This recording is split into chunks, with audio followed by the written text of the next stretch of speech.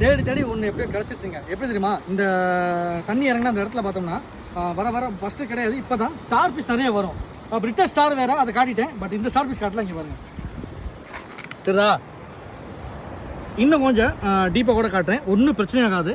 இந்த பாருங்க, இந்த பாருங்க, ரொம்பவே ஸ்லோவாக போகிற ஒரு பிராணி மாதிரி தான் இது. ரொம்ப ஸ்லோவாக மூமெண்ட் ஆகும். உங்களுக்கு கூட காட்டுறேன், இங்கே வாங்க.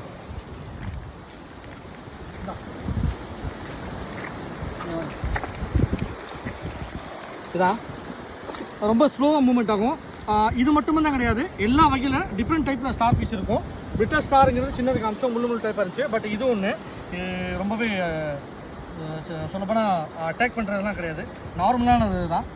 இங்கே பாருங்கள், என்னமோ கல் மாதிரி இருக்குது பாக்கியில். இங்கே பாருங்களேன், செம்மையாக இருக்குது. இதை தான் தேடிக்கிட்டு இருந்தேன்.